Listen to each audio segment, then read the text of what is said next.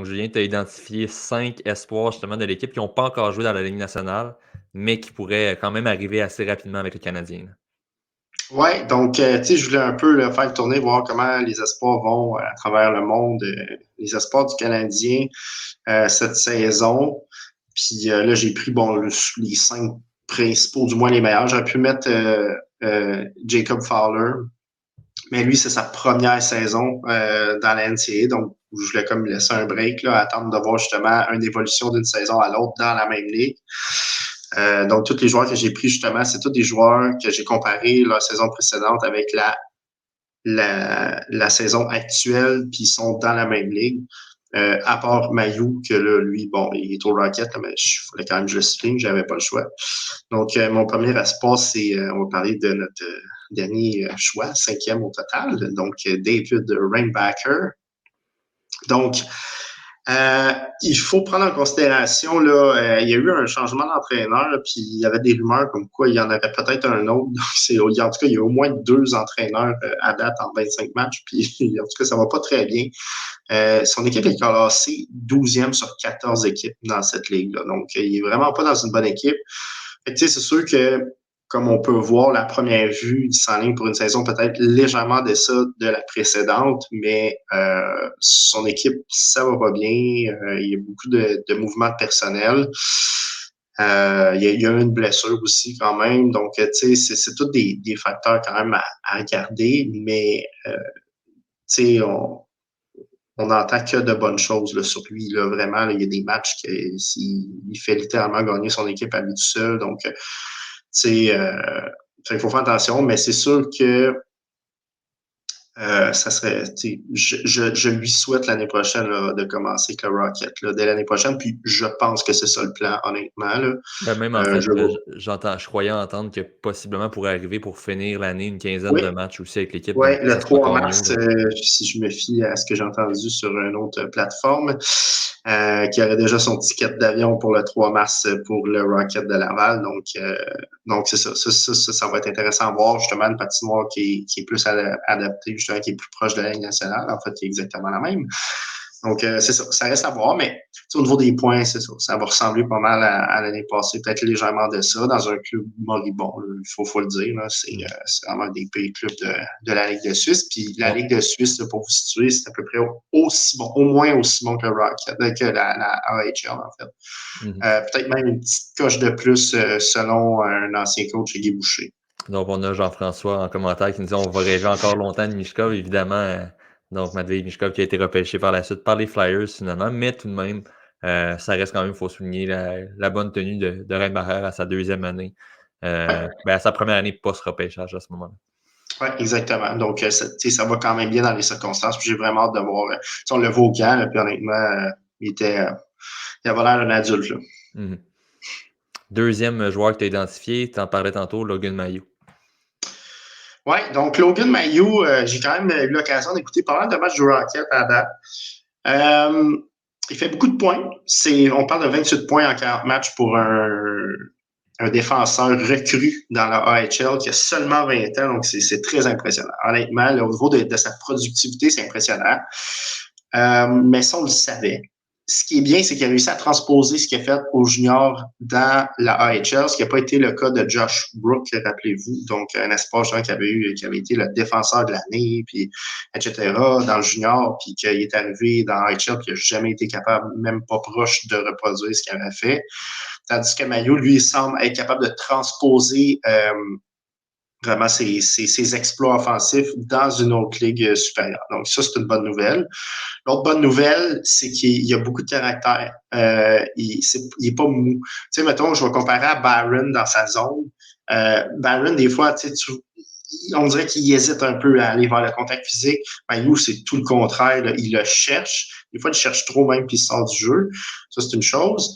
Puis peut-être son autre en fait, son principal défaut, c'est sa prise de décision en zone défensive. Offensivement, là, il est capable de repérer les joueurs, il fait des super de bonnes passes. Il a un coup de patin qui est quand même très bon pour la grosseur qu'il a. Il est physique, il a un bon tir, il a des bonnes passes, il a une bonne vision offensive, mais son problème, c'est dans sa zone. positionnement du corps, ça s'améliore un peu, mais la lecture de ce qui se passe dans son territoire, puis la prise de décision pour sortir la rondelle du territoire, qu'est-ce que je dois faire quand j'ai la rondelle, j'ai combien de temps. Donc, ça, c'est son gros problème. Mais c'est pas un manque de volonté comparativement à, si je peux comparer Barron, que des fois, je trouve que c'est un manque de volonté ou de toughness. Lui, c'est pas le cas. C'est juste un manque d'intelligence au niveau de la prise de décision au niveau défensif. Cela dit, il y a toutes les autres qualités. Il y a des choses vraiment qui le démarquent. Puis, je le vois pas dans la Ligue nationale l'année prochaine.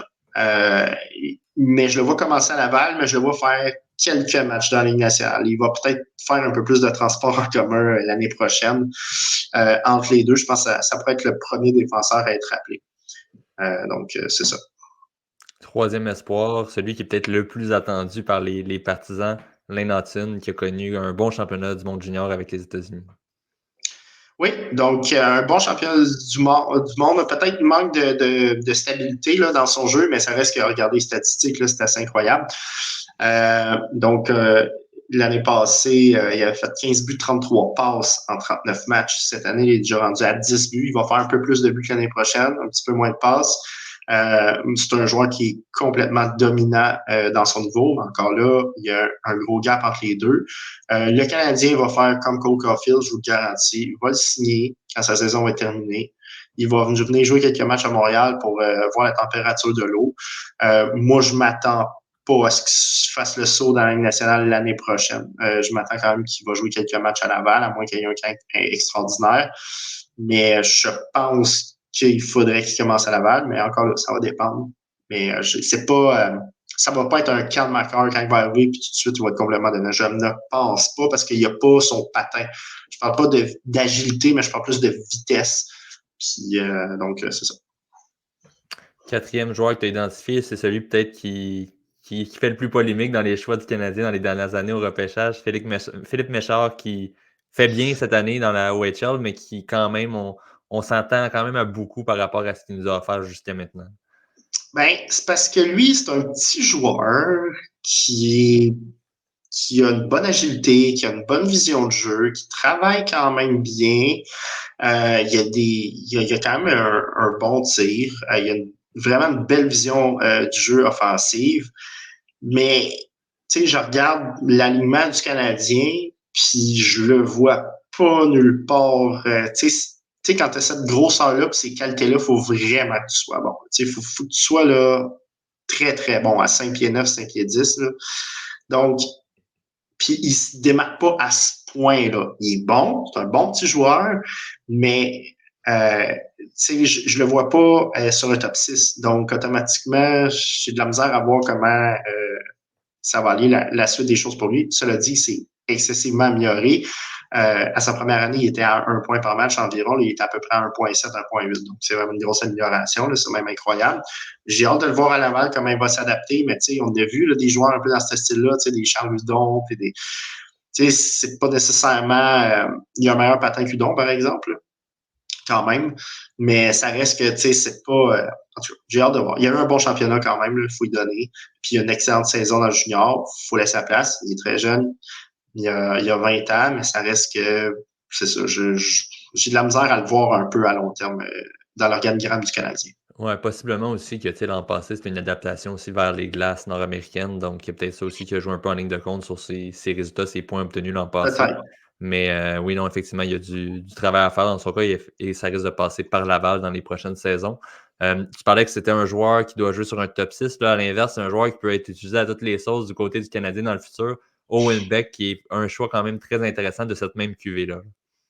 Ouais, donc Owen Beck, vous avez vu son coup de patin, là, il a un excellent coup de patin. Il est capable de marquer des buts, il a un bon tir vif du poignet. C'est un gars qui est très responsable défensivement. Moi, je trouve que son championnat a été vraiment très ordinaire, mais on peut pas juste se fier à ça, mais il a pas eu un bon championnat. Par contre, on dit que c'est un leader là, dans sa nouvelle équipe et qui prend sa place. Donc, tu sais, finalement, c'est quand même un bon joueur. J'ai hâte de voir. Juste pour vous donner une idée, il va faire pas loin de 35-40 buts cette année. Donc ça, c'est excellent. Comparé au même âge, Dano, il y avait 17 buts, 53 passes. Donc, ça va être... donc, évidemment, il va avoir une petit peu meilleure saison. En fait, une pas pire meilleure saison que Dano au même âge. Donc, c'est un comparatif intéressant. Je trouve qu'il y a quand même plus de patins et un meilleur tir que Dano. Mais encore là, Dano, il y avait de maturité, là, puis il y avait vraiment des trucs précis dans lesquels il était bon au niveau défensif. Donc, on va voir, mais c'est sûr qu'il est capable de faire de l'offensive, ça c'est sûr, puis un coup de patin. Donc, ça, c'est déjà 2 bons attributs. Puis, il est reconnu pour être two-way. Donc, ça aussi, c'est quand même encourageant. Mais ça, c'est un projet aussi que l'année prochaine, après moi, il va faire au moins 1 an au complet à Laval. Puis, on verra par la suite. Ouais, puis ce qui est intéressant aussi, participera à une deuxième Coupe Memorial aussi en 2 ans. Et ça montre aussi à un certain point à quel point les équipes font confiance en Beck pour l'aspect à tout point défensif. Et il est excellent jusqu'à maintenant au cercle des mises en jeu aussi chez les Ah juniors. oui, Donc, c'est un des meilleurs de la Ligue, là. Donc, ça va être intéressant à suivre de son côté de développement. Et lui, c'en est un qui pourrait arriver peut-être un peu plus tôt que prévu parce que peut jouer sur une chaise, sur un troisième ou sur une 4, donc qui ne peut pas non plus nuire à l'équipe dans ces positions-là. Donc, absolument, il serait probablement meilleur que Stephen. possiblement déjà, oui, effectivement. Donc, ça serait à suivre.